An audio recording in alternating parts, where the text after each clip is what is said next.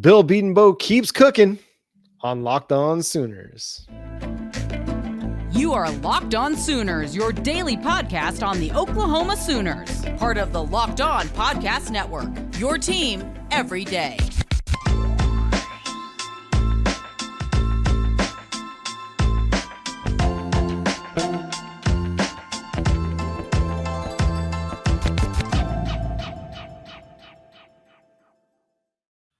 What's up, Sooner Nation? Welcome to Locked On Sooners. Today's episode is brought to you by FanDuel. Make every moment more. New customers join today and you'll get $200 in bonus bets if your first bet on $5 or more wins. Visit FanDuel.com/lockedon to get started. My name is John Williams. You can follow me on Twitter at John9Williams. My buddy here is Josh Helmer. You can follow him on Twitter at JoshOnRef. You can also hear him Monday through Friday from 9 to noon on the Care of Sports app. Josh, the Oklahoma Sooners get another commitment on the offensive line. Geirean Hatchett, the guard transfer from the Washington Huskies, now joining the Sooners, making it 4 offensive linemen that they've added through the transfer portal. Michael Tarquin, Febechi Nwaiwu, and Spencer Brown, in addition to one Mr. Hatchett. Yeah, it's been obviously a busy transfer portal season for Oklahoma, in particular up front. We said it, and Bill Bedenbaugh and Brent Venables, Seth Luttrell, Joe John Finley, they clearly recognized it, which is not a shocker. If you and I can figure it out, then probably they got a pretty good idea about it too. Oklahoma, based on the departures to the National Football League, based on loss of eligibility, based on the Caden Green transfer, they had their work cut out for them this transfer portal season, and give the staff credit. They've gone out, John, and found, I think, multiple guys that are going to step right in and start for Oklahoma. Geirean Hatchett, is he the final name like that? Nwaiwu, I feel pretty good about his chances to start. Spencer Brown, feel pretty good about his chances to start. And then is it Tarquin and your addition and Hatchett here battling out for maybe one final starting spot? Did you go find 3 starters out of the transfer portal? I think you definitely probably found 2, John. So look, they had a big time need up front just based on the way things shook out at the end of last season. And give Coach B credit. He has been kind of living in some ways off the transfer portal year to year. And let's hope that he struck gold again. Well, yeah, and when you've had to retool your offensive line like he has, you've had to dip into the portal, kind of almost like Porter Mosier's had to at times on the basketball side of things. You know, the portal giveth, the portal taketh, but also, I mean, he's graduated guys off to the NFL. We're going to talk about Wanye Morris here in a little bit. Now a starter along Kansas City's offensive line. He was a transfer portal addition from Tennessee. Didn't work out in really his first year with the Oklahoma Sooners, didn't really play much, but then that second year became a pivotal right tackle piece. We saw the same thing out of like Chris Murray.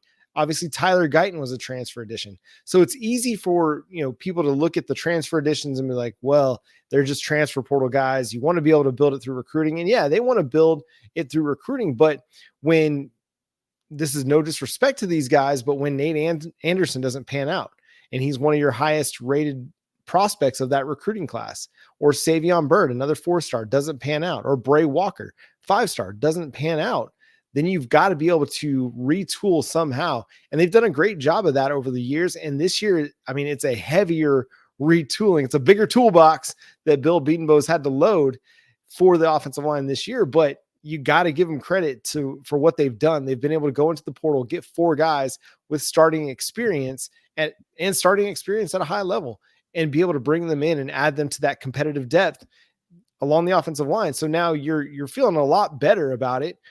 And if your young guys come in, a Heath Ozida, a Jake Taylor, or one of your true freshmen comes in, a Eugene Brooks or Eddie Pierre-Louis or a Daniel Akinkumi, and they come in and they're able to steal a job, well, then you know that they're ready to go because you've got these veteran, experienced players that aren't going to give anything away.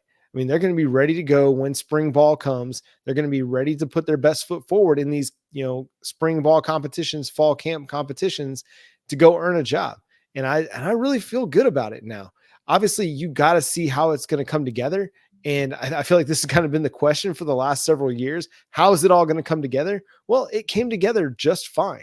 Offensive line was not your biggest issue in 2023. I mean, you had some games, really the 2 games that you lost, turnovers were the biggest issue. And some of that was maybe some of the snapping from the center. But ultimately it came down to just not being able to protect the football. If the offensive line is as good as it was last year, I think you're in a good position. You should, have a chance to be competitive in the SEC if it's what it was this past season. The run game, in part because of the offensive line, I'm sure in part because of the health of running backs and lack of production from running backs, was not great to start 2023, as we all know. So, look, the offensive line for Oklahoma has its fair share in the blame there. So Oklahoma needs to be better out of the gates, and really just for the duration of 2024, they need to enforce their will a little bit better. And let's hope that Hatchett is a part of doing that for Oklahoma. Again, started 4 games this past season with the Huskies on the Joe Moore award-winning offensive line.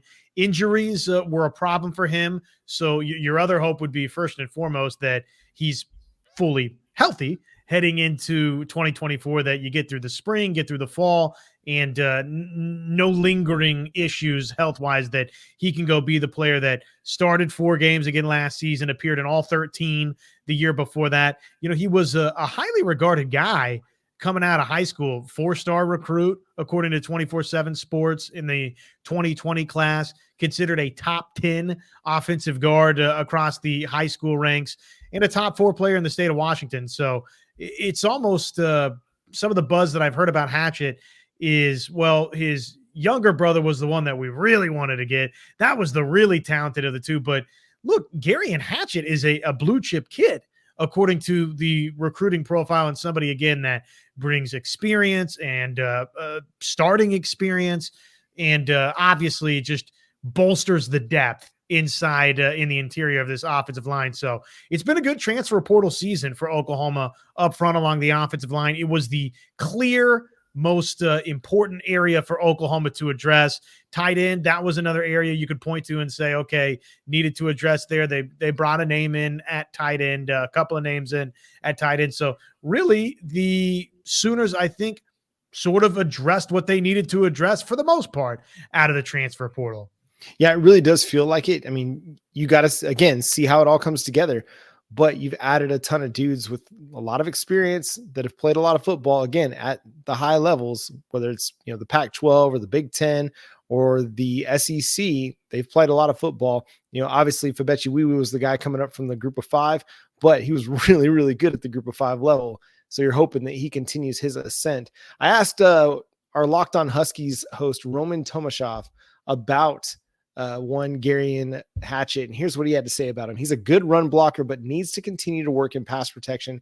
He has all the tools to be a really good offensive lineman, but needs to get stronger as he gets beaten too often with power. He's worked at a lot of positions, but his best is at guard. Well, let's get him with Jerry Schmidt. Let's get him Schmitty built, and maybe power won't be as much of an issue for him moving forward for the Oklahoma Sooners.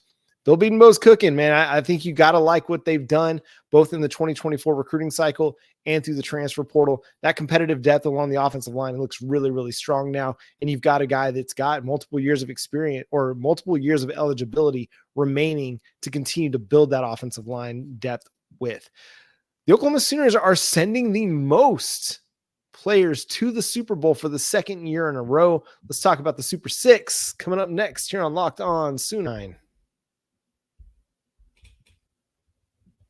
Happy Super Bowl to all who celebrate from FanDuel. That's America's #1 sportsbook. Obviously, the matchup is set. The Kansas City Chiefs, a 4th Super Bowl appearance in 5 years. The San Francisco 49ers, it's a rematch, a 2nd appearance in the past 5 years. And if you're anything like us, Super Bowl Sunday, it's about scoring the best seat on the couch and then grabbing your favorite snacks and loading up to place some super bets. The spread in this game is interesting. Started out 1.5 for San Francisco. So the 49ers are a favorite. If you have a strong inkling one way or the other, then now's probably the time to jump in before there's too much more movement. So if you like San Francisco, 1.5. If you like Kansas City as the underdog, then jump in. The over under number is, I think, something that, to me, I'd be leaning under. But hey, FanDuel has so many ways, not just those, for you to end the season with a W or 2 or 3. Maybe it's Super Bowl parlay time for you. New customers join today, and you'll get $200 in bonus bets if your first bet of $5 or more wins. Just visit FanDuel.com/lockedon to sign up. That's FanDuel.com/lockedon. Make every moment more with FanDuel, an official partner of the NFL. The Kansas City Chiefs and the San Francisco 49ers. Oklahoma Sooners are very well represented, especially on the Chiefs. KC's got 4 former Sooners. The San Francisco 49ers have 2. And it's interesting, the dynamic and the relative impacts that everybody makes on these teams. Let's talk Kansas City. This is where, Josh's favorite team. This is the team he follows the most. But James Winchester, that's the name that maybe most people aren't going to recognize because he's the long snapper, but that's also a good thing because you're not going to recognize the long snapper until he does something bad. So James Winchester has been one of the best long snappers in the NFL for a long, long time now. They've got, Creed Humphrey, who's arguably the best center in the NFL, Wanye Morris, who's really emerged down the stretch as a really important piece for that offensive line. And I'm blanking on the fourth. Blake Bell. My goodness. Sorry. Geez. The Belldozer. Blake Bell just, again, continuing to carve out a role for the Chiefs. Yeah. It's an offensive line that has some Bill Bedenbaugh fingerprints, obviously, all over it. So when you see those statistics, and we've talked a lot of offensive line today, but when you see those numbers about what guys are making, well, guess what? Wanye Morris down the road probably going to continue to make more money. Creed Humphrey is a bona fide superstar already at center in the league, and he's only going to get better. He's been a cornerstone piece for Kansas City in these last couple of Super Bowl runs here, and he's going to be a big part of the puzzle in this game. You flip to the other side of the equation. Great for Braden Willis, right? Awesome story there. And then, of course, Trent Williams making his first appearance in the Super Bowl. Long wait, a road that at times it wasn't always a rosy one. His transition from Washington to San Francisco, right? There was kind of that set of limbo years, if you will, in there. What was going to happen next for Trent Williams? But man, he's been so good for so long in the league. And Oklahoma, more than anybody else in this game, John. 6 players in the Super Bowl, and no other college can boast that. Yeah, it's incredible. Back-to-back years where they've been able to make that run. And yeah, for a guy like Trent Williams, you got to love it. He's playing arguably the best football of his career at the latest stage of his career. I mean, he's in his 30s, and that's the time when you'd think that a guy's going to start to kind of decline. But 3 All-Pros in the last 3 years. He's made a Pro Bowl every single season since 2012. The only season that he didn't was 2019 when he was out due to injury. But I mean, I saw Zach Sanchez say this on Twitter, and I thought it was a really interesting point that he made. Somebody asked, okay, and I think it was the ref actually that asked, is Trent Williams the best Oklahoma Sooners offensive lineman of all time? And Zach Sanchez's response was that conversation's finished. It's obvious he's the best offensive lineman to ever play football for the Oklahoma Sooners. He's in the greatest of all time category with the Sooners. And I have a hard time making an argument against it. Obviously you're going to include guys like Leroy Selman and Brian Bosworth and Baker Mayfield. But Trent Williams, man, what he did at the collegiate level, but what he's also done at the NFL level, I mean, he might have the best career of any Oklahoma Sooner at the NFL level of all time. 11 times. Adrian Peterson might be the one that you could argue that. Yeah. Adrian Peterson would certainly have his case. But Trent Williams would have a pretty good argument too. I mean, look, in terms of longevity, you'd have to give the nod to Trent Williams, right, over Adrian Peterson. The career that AD had, though, was spectacular. I mean, you're talking about the beginning of his career. He was obviously one of the best offensive players and running backs in the NFL, and probably on the short list for greatest running backs of all time, if you're asking me, in both college and NFL. So Adrian Peterson would be a tough guy to usurp. But yeah, Trent Williams would be in the conversation. 11-time Pro Bowler, 3-time first team All-Pro, second team All-Pro, another season in there. He's been incredible. And again, the longevity, John, and he's going to be, you think about this game, he's going to be maybe the most important piece, one of them for it. If he is, which you almost feel like it's kind of guaranteed that Trent Williams is going to give you what Trent Williams gives you.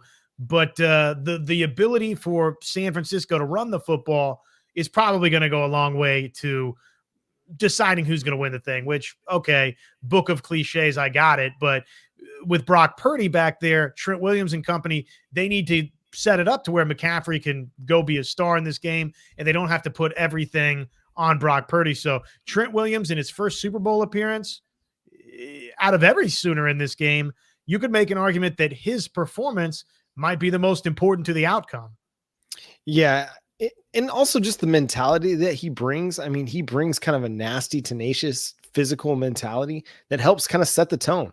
He plays with a little bit of swagger. If you ever watch their walkouts, from the locker room to the field, I mean, he's that dude that just kind of brings that energy that kind of manifests itself on the field and to everybody else on the team. It's crazy to see just how important he is to that squad. Obviously, the left tackle is one of the most important positions on the field, but beyond just the ability that he has, the extra stuff, the stuff that you can't quantify, the stuff that you can't see on film or tape, or that's technique or anything like that, all that extra stuff that he brings is going to be a big time factor in determining this game.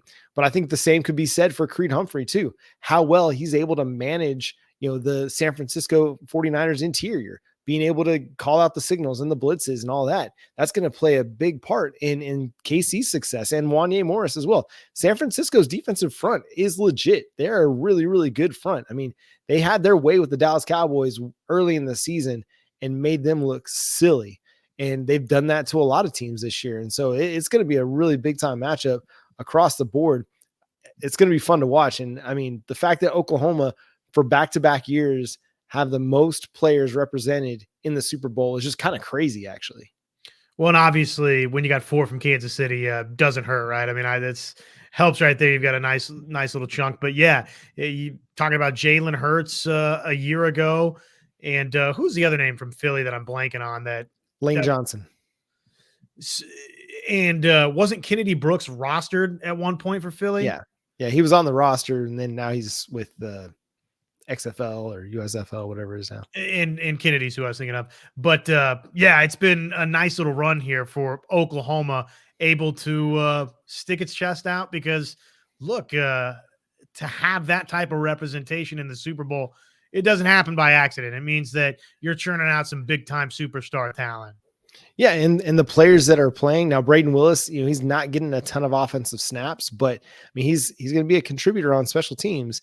But with what the guys that are doing for Kansas City, Winchester and Blake Bell and Wanya Morris and Creed Humphrey, in their roles, they're pivotal players for what Kansas City needs to do to win this football game. So we'll talk more about the Super Bowl as we build up to it. But the Oklahoma Sooners basketball team kind of has a big game coming up on Tuesday night in Manhattan. Is it a must win? It might just be. We'll talk about it next on Locked On Sooners.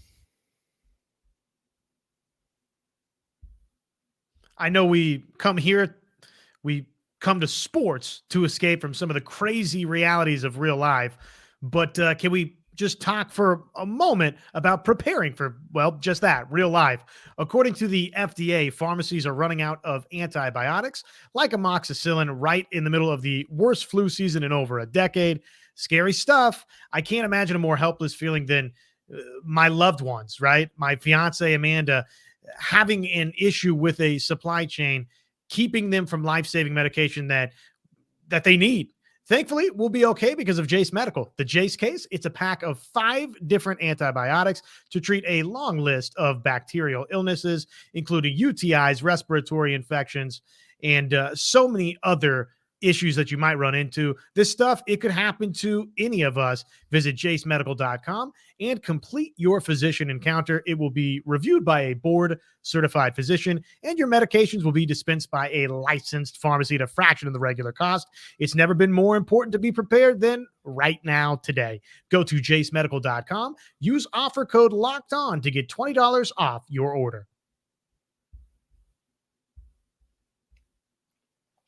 The Oklahoma Sooners are coming off of a week where they went 0-2, lost in a blowout to rival Texas, and then kind of lost a bit of a heartbreaker to Texas Tech after having a lead late. Dropped 11 spots in the USA Today coaches poll. And man, I won't say that the rails are completely off or that the train is completely off the track, but this one coming up against Kansas State, who's been pretty good so far. They're 4-3 in Big 12 play. It's pretty big, Josh. Yeah, I think so too. It's it's always challenging when you say, okay, well, is this a must win, right? Because by definition, no, it's not. Oklahoma could conceivably accomplish every goal, maybe outside of winning the Big 12 regular season championship, right? Even with a loss to Kansas State. But I think for those of us that are projecting forward a little bit here, eventually you got to start winning basketball games again. And so, okay, you've fallen down in the standings now, and it's logjam city in the Big 12. Go figure, right? Where everybody but Texas Tech has 2 losses or more, and most everybody's got 3 losses or more in the league right now. So you're not way out of the thing, but all of a sudden you lose this game and you're 3-5 in the standings. And oh, by the way, you got another road game coming up on the heels of this one right behind it with a trip to UCF. Then you welcome in a good ranked BYU team right now. So eventually you got to turn the tide and something's got to give. K-State comes in with its own motivation of a 2-game losing streak of their own that they want to snap. So again, something's got to give here, and let's hope it's on Oklahoma's into the equation, because you're not playing yourself totally out of the tournament yet, John, but you lose this game, and then all of a sudden you turn around and you have another winless week by going to UCF and losing, and we could be talking about some of those things where Oklahoma was comfortably on the right side of the tournament equation to all of a sudden in the matter of 2 weeks, well, wait a second, are they on the wrong side of the bubble or smack dab on the bubble? Yeah, everything has been pointing towards Oklahoma being a tournament team, but if you don't start winning games, it's not going to matter what the projections were 2 weeks ago or what the bracketology said a month ago. No, you've got to be able to, I think they got to get to closer to even in Big 12 play. I mean, yeah, they're 3-4 right now, but you know, this game against Kansas State, that's not going to be any easy task. And then going on the road to UCF where they beat Kansas, you know, it's going to be a wild week. And I think Oklahoma needs to go at least 1-1 this week. Obviously a 2-0 run against both, you know, in these 2 games would be huge. And obviously that's better, and that's what you hope for, but they gotta win at least one of them. And I think it would assuage a lot of the doubts and a lot of the fears about this team if they went up to Manhattan and they won. You know, would it answer all of the questions? No, but I think it would, just allay some of the anxiety that everybody's kind of having right now about Porter Moser and the Oklahoma Sooners. I mean, it's still a work in progress. I think, they're a better team than what they were last year. Are they a team that's going to contend for the national title? Probably not, but they're a better team and they're continuing to build something. And I think it's going to be better. It's going to continue to get better. I mean, we're seeing, kind of the up and down nature from guys like Milos Uzen and Otega Owe, where, they have some really, really good stretches of basketball. And then some that, okay, it looks like it's their first year starting at the collegiate level. You say that I think the same thing for guys like, Javian McCollum and making the jump from Siena to Power 5 basketball, and not just Power 5 basketball, but Big 12 basketball, the best conference in the country, where he has moments that he looks really, really good. And then moments where he's still kind of getting his feet under him in this conference. And, I think if they can just do the little things well, against Texas Tech, it was hit free throws. If you just hit a few more free throws in that game, you win that game. But you got to be able to do those little things, and winning teams will do those little things. And right now they've got those questions that they have to answer, but I think they're capable of being better than what they've shown, because what they've shown over the last couple of games, against Texas, okay, just got straight up hot in the second half while Oklahoma went cold. And that was a bad recipe, but they played really well in the first half. But against Texas Tech, I mean, they did everything pretty well except hit their free throws. Well, and little things, right? You talk about little things. The end of the first half, and keep in mind, Oklahoma hits 3 at the very end. So if you want to call it a 4-point win for Texas Tech, fine, right? But the world we're operating in it was a 1-point finish, okay? And in this into the first half for Oklahoma, they start their action, I guess, with 18 seconds, shoot and miss with 11 seconds left in the first half. Uzan missed the layup. Texas Tech gets the rebound. They're fouled.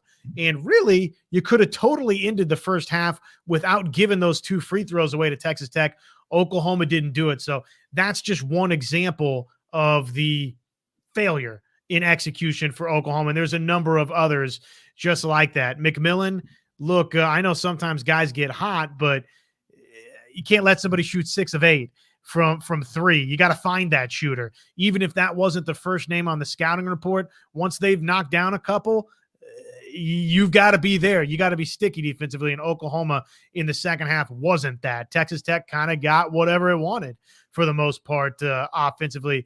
And then you say that, and you've built a 9-point lead with 6 to play inside the Lloyd Noble Center with that type of crowd. You have to find a way to get to the finish line, but they didn't do that. And the reason they didn't do it is because of a lot of items we've talked about, which is poor free throw shooting. Javion McCollum, to me, I mean, look, if he's going to shoot 2 of 11, John, and finish with 7 points, probably this team's going to have a tough time winning games, because theoretically he's supposed to be the best scorer on this team for Oklahoma, or at least right there level with an Otega Owe and a Milos Uzan. And versus Texas Tech, of course, he was not. I mean, what's happened in the last couple of weeks, it's a guy like Jalen Moore who's become your best scorer, your most consistent, because he's able to get himself into the lane, create his own shot. He's not relying on the jump shot in order to score. And at times that's a detriment a little bit to this Oklahoma Sooners team, as they rely so much on the three ball. When it's not falling, they're not playing good ball. But when they're able to get into the lane, and against Texas, they weren't able to do that with much regularity in the second half, it became a struggle. So again, big game against Kansas State, must win. Okay, we could talk about it in the terms of emotional, but technically not. But I think it's one of those games that they really need to come out with a win. Will it be the end of the season if they don't? No, but it'll certainly give them a little bit more confidence moving forward, especially as they get ready for that trip to Orlando. But man, yeah, shout out to the crowd. I was watching the game, on TV, and the crowd was coming through on the broadcast. Like, that was a really, really good crowd, and especially a credit to them coming out of the Texas loss to be able to show up and show out like they did, like not even dissuaded from showing up to the Lloyd Noble Center. Hopefully that's what continues. Like, hopefully we start to see that build regardless of the performance and regardless of the results. Yes, the results matter. Yes, they got to win. But at the same time, like, you see good basketball crowds across the country in places that go 500 on the season. So Oklahoma is very capable of having a great crowd, and these past couple of games have proven that. So it'll be a lot of fun to see how that turns up after this 2-game road trip that Oklahoma is going to go on. That's going to do it for today's episode of Locked On Sooners. Thanks so much for tuning in, and subscribe to the show. Subscribe wherever you get your podcasts. We're free and available on all platforms. Hit that notification bell to let you know when new episodes drop. Follow Josh on Twitter at JoshOnRef, myself at John9Williams. The show is at Locked On Sooners. But until next time, he's Josh. I'm John. Boomer Sooner.